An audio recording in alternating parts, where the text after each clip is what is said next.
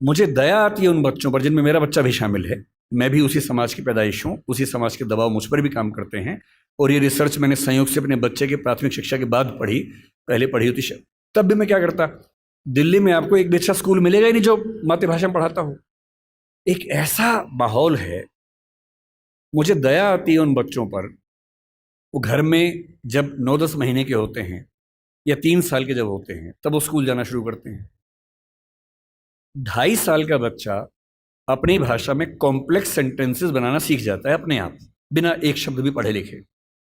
आप घरों में देखिए छोटे बच्चों को, अच्छे से वाक्य बोलेंगे। और 2.5 साल का बच्चा तो नए वाक्य बनाने लगता है, वो भी जटिल वाक्य, सरल वाक्य नहीं। उस बच्चे की इतनी गहरी पकड़ एक भाषा में हो चुकी है, एक भी दिन स्कूल नहीं गया है।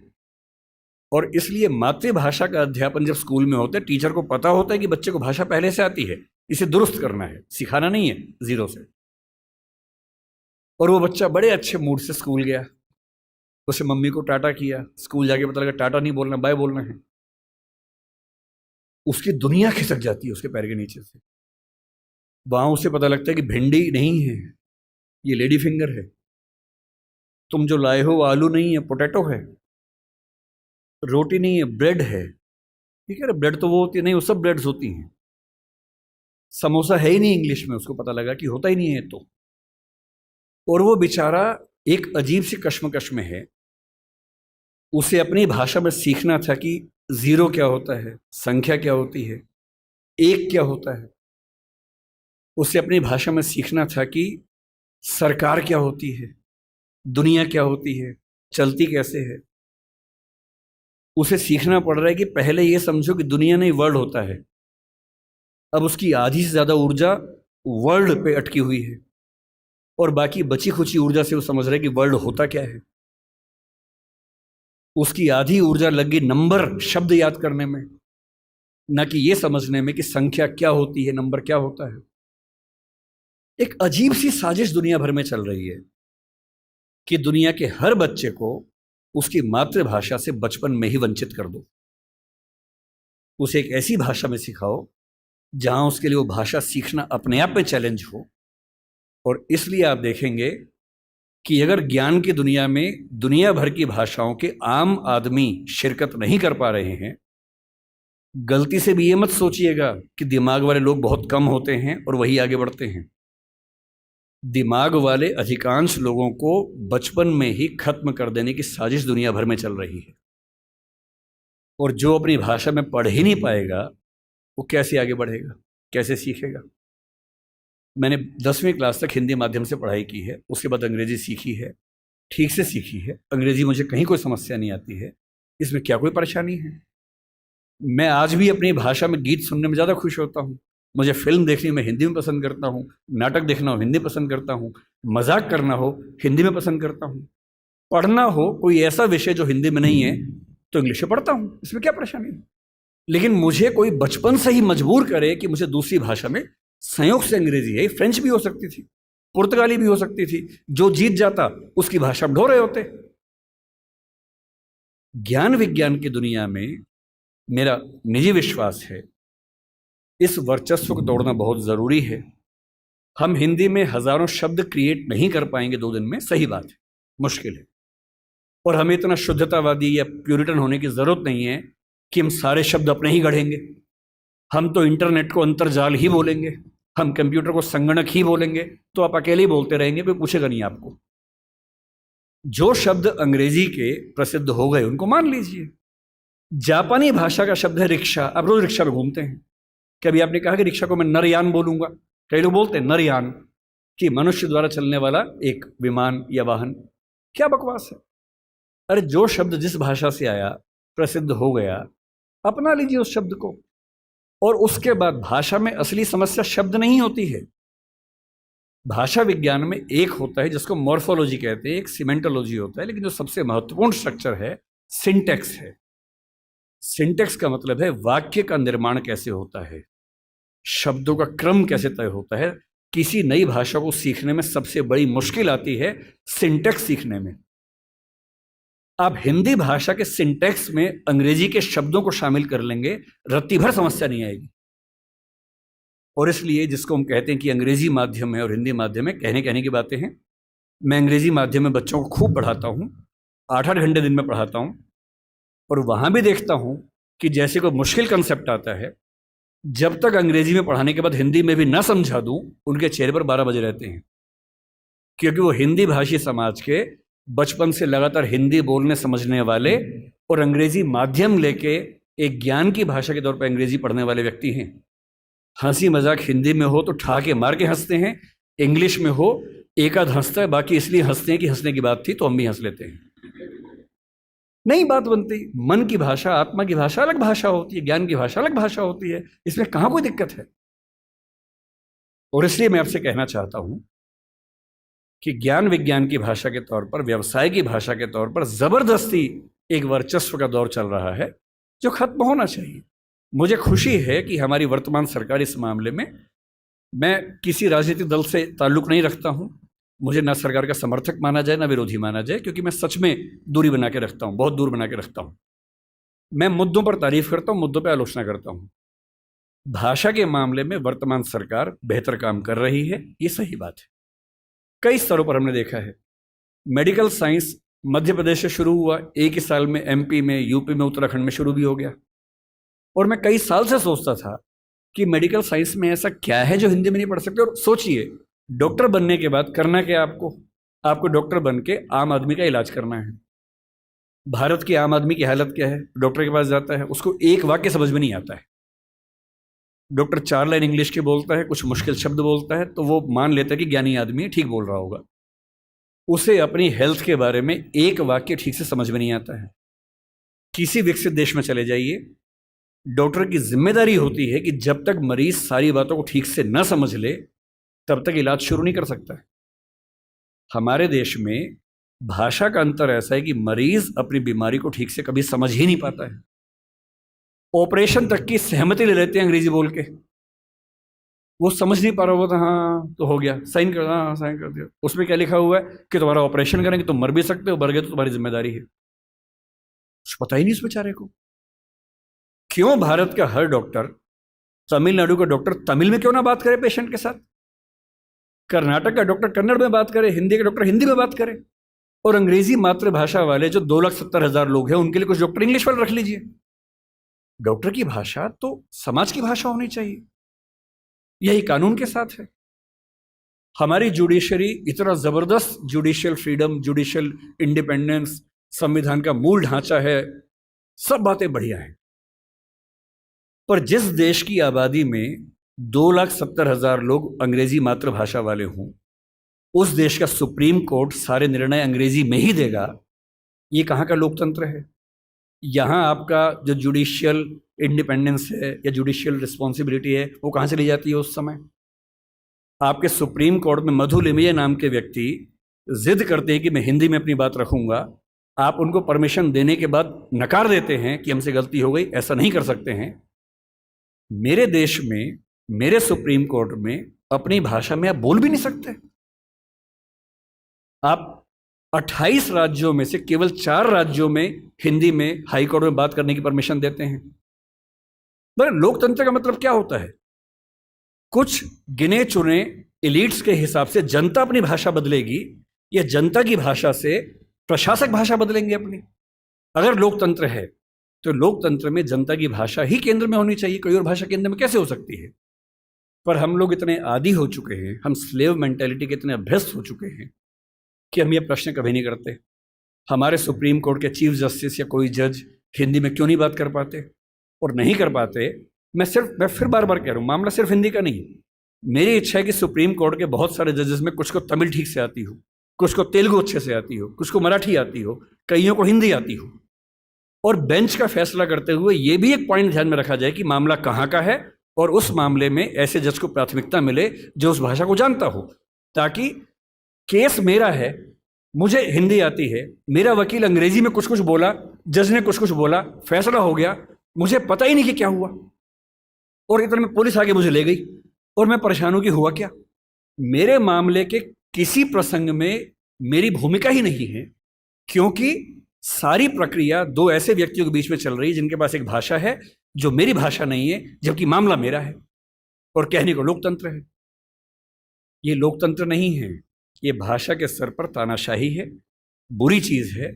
और मैं जब भी ये बात कहता हूं, बार बार कहता हूं, ज्ञान की भाषा के तौर पर अंग्रेजी का सम्मान करना जरूरी है, क्योंकि रिसर्च आप उसके बिना नहीं कर पाएंगे।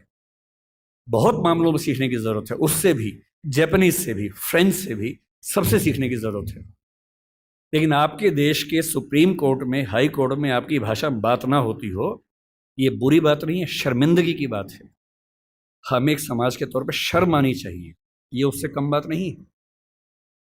इसलिए जब कोई मुझसे कहते कि राजभाषा के तौर पर आपकी क्या कल्पना है, 14 सितंबर का दिन आज है, हम आज के दिन ये सेमिनार क्यों कर रहे हैं? 14 सितंबर 1949 को शाम को 6 बजे एक फैसला हुआ था। एक अजीब सी अफवाह लोगों ने उड़ा रखी है। कहते हैं कि 14 सितंबर को मतदान हुआ कि भारत की राजभाषा कौन सी होनी चाहिए, हिंदी या अंग्रेजी। वोटिंग हुई, आधे वोट हिंदी के पक्ष में उठे, आधे अंग्रेजी के पक्ष में उठे, एकदम बराबर हो गया। कई लोग संख्या बोलते हैं, 77 हो गया।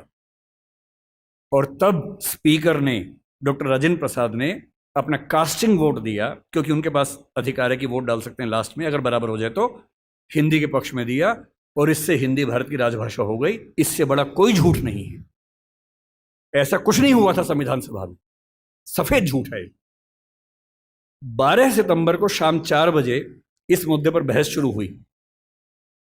संविधान सभा की डिबेट्स पढ़ के देखिए, 180 पेज की डिबेट है राजभाषा की, 180 पेज, 1-2 पेज का मामला नहीं है। संविधान सभा के वॉल्यूम 9 में ध्यान से पढ़िए, पेज नंबर लगभग 1130 से 1390 के आसपास का मामला है। 180 पेज की डिबेट है, उसमें खूब मुद्दे हैं, छोटी मोटी वोटिंग हो रही है के मामलों में। संविधान सभा का बेसिक उसूल था कि अंतिम रूप से वोटिंग नहीं करेंगे, सहमति से काम करेंगे। वोटिंग बीच बीच में होती रही। पहला विवाद यह था कि राजभाषा कौन सी हो, हिंदी हो कि अंग्रेजी हो या हिंदुस्तानी हो। अंग्रेजी पर तो बात थी नहीं, हिंदी या हिंदुस्तानी। महात्मा गांधी हिंदुस्तानी कहते थे, पर 1949 में वो थे नहीं। उनका हिंदुस्तानी का मतलब था हिंदी उर्दू का मिक्सचर, जो देवनागरी और फारसी में लिखी जा सके। दूसरा स्कूल ऑफ थॉट हिंदी की बात करता था। अंत में सहमति बनी, हिंदी ही भारत की राजभाषा होगी। राजभाषा यानी सरकारी कामकाज की भाषा। दूसरा सवाल था कि लिपि कौन सी हो, देवनागरी हो, कुछ ने कहा कि देवनागरी और फारसी हो, कि हिंदी को फारसी में भी लिख सके। कुछ ने कहा देवनागरी और रोमन हो, हिंदी को रोमन में, जैसे व्हाट्सएप में लिखते हैं वैसे लिख सके। खूब विवाद हुआ, अंत में हुआ कि देवनागरी ही लिपि होगी। तीसरा विवाद यह हुआ कि जो अंक हैं हिंदी वाले, जो 1 से 0 से 9 तक के अंक हैं, वो हम अंग्रेजी के ढांचे में लिखेंगे या हिंदी के ढांचे में लिखेंगे। इस पर मतभेद था सबसे ज्यादा, इस पर वोटिंग में बराबरी हुई थी। और अंत में वोटिंग से नहीं, संविधान सभा के बाहर की बातचीत में समझौता हुआ। मुंशी साहब थे, के एम मुंशी थे, आयंगर साहब थे, उनकी बातचीत में समझौता हुआ कि ठीक है, अंतर्राष्ट्रीय अंक मान लेंगे। और उसके बाद गहमा गहमी के बाद, 2 घंटे की रिसेस के बाद, 14 सितंबर शाम 6 बजे आखिरी सेशन इस मामले पर हुआ, 2.5 दिन की बहस के बाद। और तब ध्वनि मत से, बिना किसी वोटिंग के प्रस्ताव पारित हुआ कि हिंदी भारत की राजभाषा होगी, देवनागरी उसकी लिपि होगी, और अंकों का अंतर्राष्ट्रीय स्वरूप उसका स्वरूप होगा। इस झूठ को मन से निकाल दीजिए। ये झूठ मैंने भी 1000 बार सुना था अपने अध्ययन के दौरान, हमारे अध्यापकों को भी ऐसा लगता था, मुझे भी ऐसा लगता रहा कई साल तक। संविधान सभा की डिबेट्स पढ़ी तब समझ में आया कि ये भ्रांति है, ऐसा कुछ नहीं हुआ था। पूरी सहमति के साथ भारत की राजभाषा हिंदी बनी थी 14 सितंबर को, और इसलिए आज के दिन को हम लोग हिंदी दिवस मानते हैं। और क्यों ना बनती, आप सोचिए क्यों ना बनती। दुनिया में 2 तरह के देश हैं, एक इंग्लैंड जैसा है, फ्रांस है, स्पेन है, जर्मनी मान सकते हैं, आज के समय के जर्मनी मान सकते हैं, उस समय का तो नहीं, आज के जर्मनी मान लीजिए, आप ग्रीस को मान लीजिए। ये सब देश वो हैं जो एक देश एक भाषा वाले लोग हैं।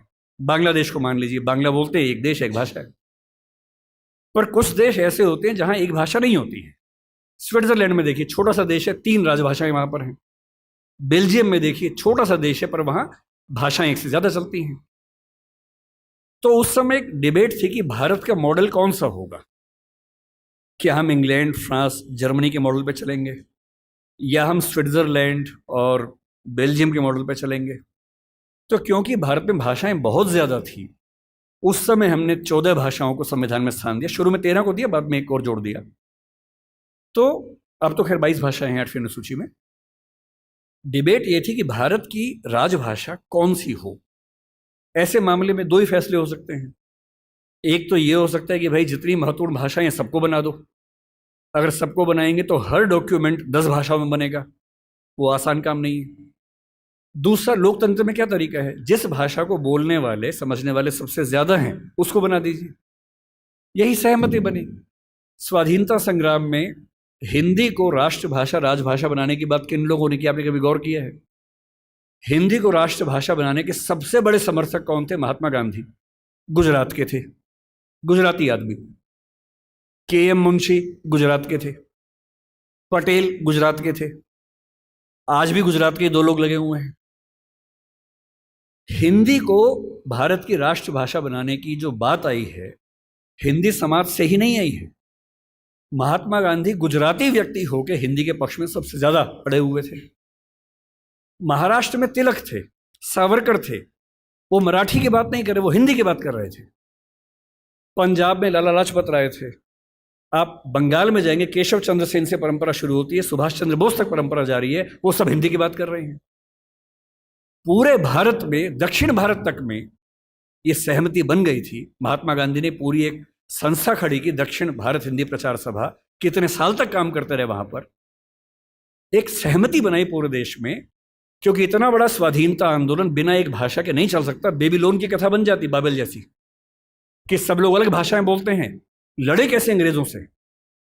इसलिए कांग्रेस ने 1915 के आसपास से ही भाषा पे काम करना शुरू किया और ये मान लिया कि जब तक अंग्रेजी में काम करेंगे वकीलों का आंदोलन रहेगा, जनता का नहीं बनेगा। वो वकीलों का आंदोलन जनता का आंदोलन तब बना जब लोक भाषाओं में लड़ा गया, और लोक भाषाओं में सबसे बड़ी भूमिका हिंदी की रही। आज अगर कोई मुझसे पूछे कि भारत में कौन सी राजभाषा या संपर्क भाषा बन सकती है, आप डेटा देखिए, सेंसस को देखिए।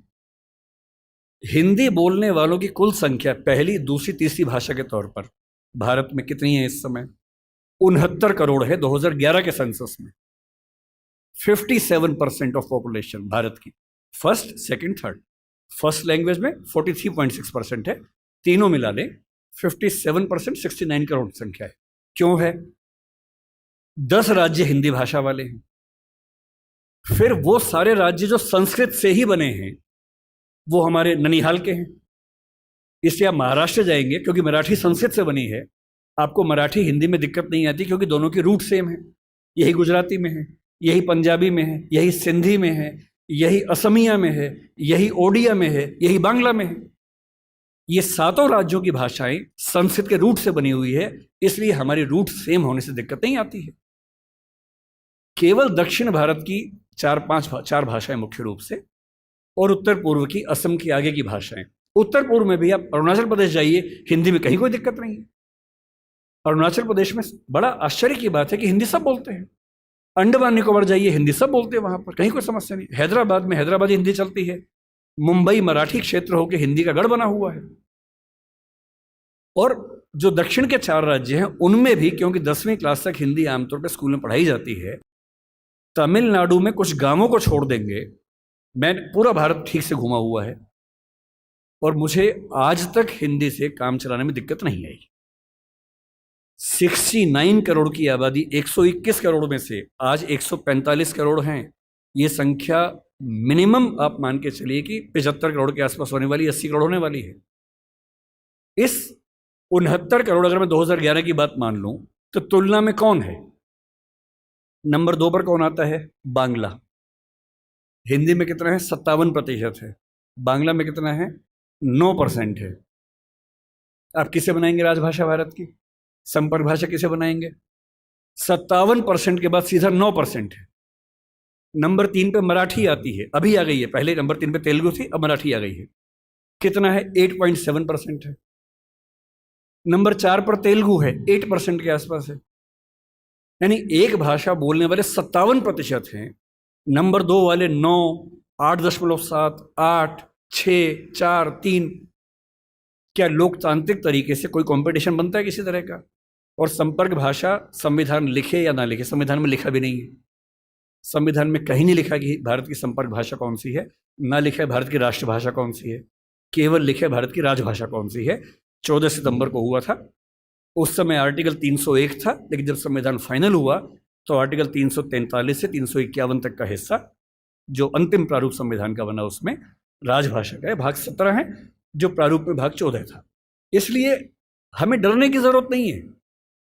हम स्वाभाविक तौर पर भारत के भाषा के डेमोग्राफी के नक्शे में सबसे बुलंद आवाज हैं, तो हमारी आवाज की पहचान होनी चाहिए।